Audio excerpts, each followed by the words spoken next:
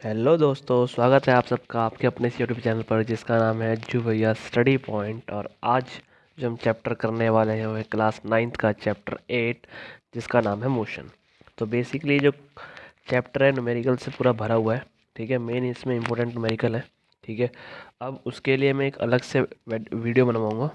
ठीक है, पर उससे पहले जो भी हमारा थियोरेटिकल पार्ट है वो एक बार कंप्लीट कर लेते हैं एमसीक्यू के ज़रिए। तो चलिए शुरू करते हैं। मतलब particle is moving in a circular path of radius r, the displacement after half of a circle would be। ठीक है, बोला कोई ऑब्जेक्ट है वो हमारा सर्कुलर मोशन कर रहा है। ठीक है, तो बोला है कि उसका जो डिस्प्लेसमेंट होगा हाफ सर्कल के बाद, मान लो उसने इस पॉइंट से अपनी जर्नी स्टार्ट करी और इस पॉइंट पर अपनी ख़त्म करी। ठीक है, तो ये जो पूरा डिस्टेंस उसने ट्रैवल किया यहाँ से यहाँ तक, तो उस केस में उसका डिस्प्लेसमेंट क्या होगा। हमको पता है कि जब सर्कल की पूरी सर्कमफ्रेंस रहती है वो 2 पाई आर होती है। ठीक है, अब हमको यहाँ पर क्या बोला गया, यहाँ पर बोला है half the circle, half of a circle, यानी कि जब हमको कंप्लीट ट्रैवल करेंगे तब जाके हमारा 2 पाई आर होगा। अगर हम सिर्फ हाफ ही ट्रैवल कर रहे हैं तो जो हमारा सर्कमफ्रेंस है वो भी हाफ हो जाएगा, यानी जो डिस्टेंस है वो भी हाफ हो जाएगा। ठीक है, और हाफ का मतलब क्या है फिर, 2 से 2 कैंसिल, तो यानी जो हमारा आंसर आ जाएगा वो क्या आ जाएगा, सिर्फ पाई आर। ठीक है, तो अब देख लो कहाँ पे है ये। तो ये जो एक्चुअली हमारा ये जो लिखा हुआ है मिसप्रिंट हो गया है, तो ये हमारा एक्चुअली पाई आर ही है। ठीक है, तो हमारा आंसर हो जाएगा पाई आर। ठीक है, नेक्स्ट क्वेश्चन में चलते हैं। तो नेक्स्ट क्वेश्चन हमारा ये है, slope of a velocity time graph gives. ठीक है, बोला है जो हमारा वेलोसिटी टाइम ग्राफ होता है, ठीक है, हमको पता है यहाँ पे हमारा टाइम होता है, इधर हमारी वेलोसिटी होती है। तो बोला है वो हमें क्या देता है। स्लोप का मतलब होता है जब हम कोई भी ग्राफ ड्रॉ करते हैं हमारा वीटी पे। ठीक है, मान लो किसी ऑब्जेक्ट ने यहाँ से अपनी जर्नी स्टार्ट करी, यहाँ पर अपनी जर्नी ख़त्म करी, तो ये जो पूरा स्लोप है ये हमको क्या देता है, बेसिकली यहाँ ये देता है हमको हमारा एक्सेलरेशन। हमको पत हमको पता है एक्सेलरेशन क्या होता है, v - u/t। ठीक है, तो ये हमारा u हो गया, ये हमारा v हो गया, और यहाँ से यहाँ तक का हमारा क्या हो जाएगा, टाइम हो जाएगा। ठीक है, नेक्स्ट क्वेश्चन जो हमारा है, बोला velocity time graph object is given below. बोला जो ग्राफ दिया हुआ है ये किसके लिए है, ठीक है, या किस सिचुएशन को ये बताता है। तो जैसा कि हमको दिख रहा है, ठीक है, ये डिप हो रहा है यहाँ पे, यानी वेलोसिटी क्या हो रही है, कम हो रही है। ठीक है, और टाइम के साथ साथ कम हो रही है। ठीक है, तो यानी यहाँ पर वेलोसिटी का कम होने को क्या कहते हैं, हम रिटार्डेशन कहते हैं। ठीक है, क्या कहते हैं, रिटार्डेशन।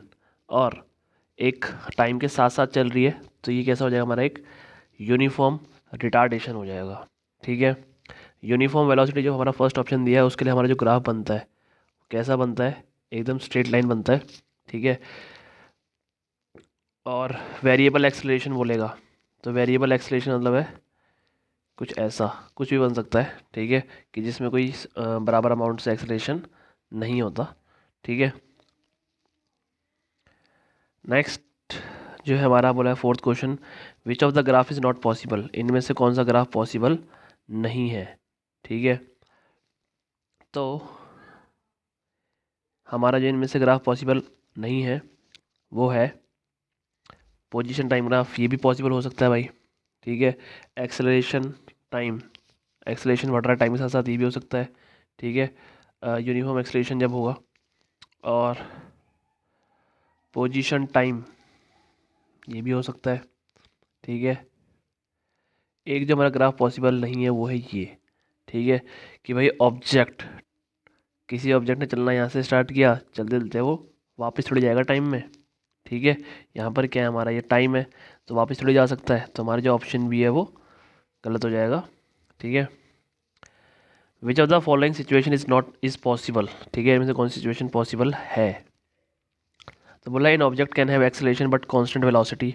ठीक है, हमने देखा ये किस में होता है भाई, सर्कुलर मोशन में होता है ऐसा। ठीक है, सेकंड इन्होंने बोला है the velocity of an object may be zero but acceleration is not zero. ऐसा थोड़ी हो सकता है भाई, सॉरी, क्योंकि वेलोसिटी की वजह से एक्सेलरेशन होता है। अब वेलोसिटी ही नहीं है तो क्या एक्सेलरेशन एग्जिस्ट करेगा।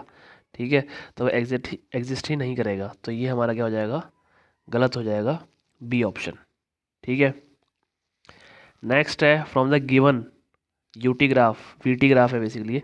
It can be inferred that object is, बोला है कि जो ग्राफ दिया हुआ है किसके लिए है। तो हमको दिख रहा है भाई कि वेलोसिटी क्या है, कांस्टेंट वेलोसिटी से ऑब्जेक्ट हमारा चल रहा है टाइम के साथ साथ, ठीक है। तो कांस्टेंट वेलोसिटी यानी कि uniform moving with uniform motion, ठीक है।